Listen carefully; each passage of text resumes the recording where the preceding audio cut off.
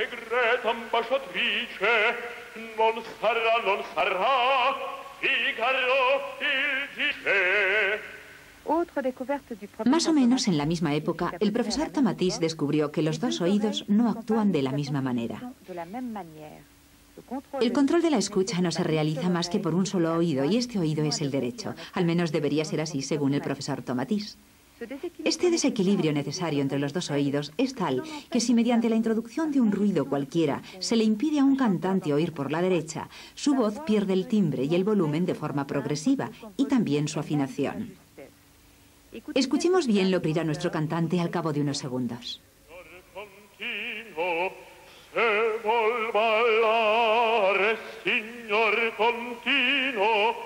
Il chitarrino le suonerò, il chitarrino le suonerò, sì, le suonerò, sì, le suonerò. Paralelamente a este control por el oído derecho, podemos observar que nuestro cantante sobre todo la parte derecha del rostro. Toda la musculatura de su boca tira hacia la derecha. Ora incomincio a capire il mistero e a vedere spietto tutto il vostro progetto.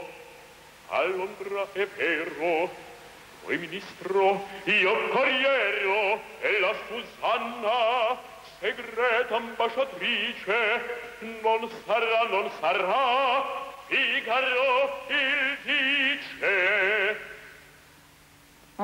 De la misma forma que la boca del cantante pasa de la derecha hacia la izquierda a medida que se le ensordece el oído derecho, es decir, desde el momento en que es obligado a controlar su voz con el oído izquierdo.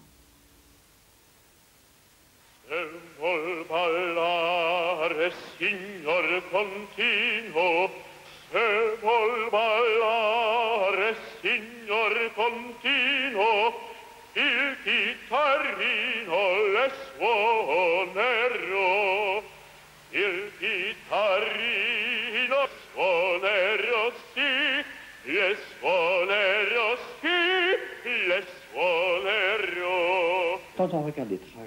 Cuando vemos los trayectos que conducen este sonido desde el oído hasta el cerebro, vemos que el camino derecho es mucho más corto que el izquierdo. Si se controla por el lado izquierdo, el alargamiento se produce por diversos hechos, y cuando se estudia el tiempo que es preciso para que pase el sonido, nos damos cuenta de que el camino izquierdo es de 100 a 200 veces más largo en el tiempo que el camino derecho.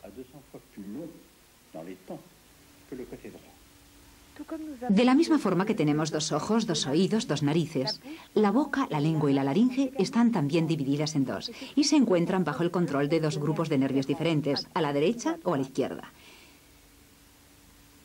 Y además los dos hemisferios del cerebro tienen cada uno una función diferente. Todo lo que concierne a la audición es analizado en un área situada en el exterior del hemisferio izquierdo.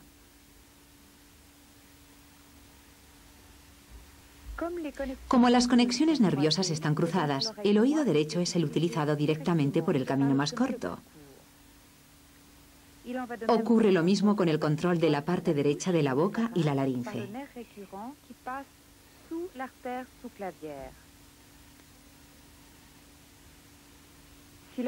Si el oído derecho se abandona para el provecho del oído izquierdo, el camino va a alargarse considerablemente. A la derecha, el cerebro no tiene ninguna zona prevista para el análisis de los sonidos y por lo tanto va a reenviar la información a... Y si además la orden es enviada a la laringe izquierda, el camino se alarga de 40 a 60 centímetros, puesto que el nervio recurrente izquierdo pasa bajo la aorta.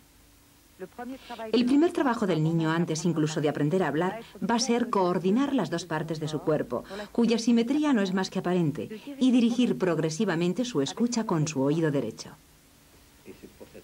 Por esta razón los bebés empiezan siempre a decir las cosas en bisilábico. Papá, pipí, popó. Pero no lo hacen como diciendo, porque si lo escuchamos bien dicen papá, pipí, popó, uno agudo y otro grave. O bien papá, pipí, popó, en función de que sea la laringe izquierda o la laringe derecha la que empiece en primer lugar. ¿A qué edad se pone en su lugar la escucha por el oído derecho? Desde el momento en que se introduce la comunicación. Si tenemos la suerte de utilizar el oído derecho no hay problema. todo marchará bien. En el momento en que aparezca algún problema, errores de el contacto inicial con una persona diferente de la madre, corremos el peligro de ver al niño bascular, es decir, pasar al lado izquierdo. El lado izquierdo da una ventaja, y es que siendo el esquema más largo, da la impresión de poner al otro una cierta distancia, es decir, una especie de protección.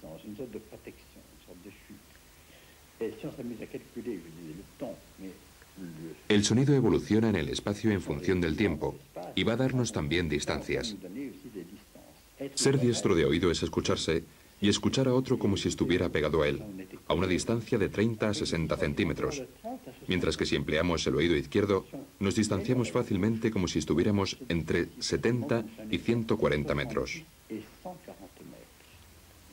Así pues, las diferencias son colosales. Se crea así una especie de defensa. Voy a poner un ejemplo un poco brutal. Un padre puede gritar tanto como quiera, pero su hijo se pondrá a 140 metros. El padre cree estar haciendo lo necesario, sin embargo se está protegiendo. El inconveniente es que si no se sabe rebascular, cambiar otra vez de circuito, cuando quiera entrar en comunicación consigo mismo, se encontrará con muchos problemas, puesto que en un momento dado se perdió y no encuentra la imagen de su instrumento. Esto sería como guiar un caballo. Si se tienen riendas de 30 a 60 centímetros se domina el caballo, pero si las riendas son de 140 metros, es el caballo el que nos guía.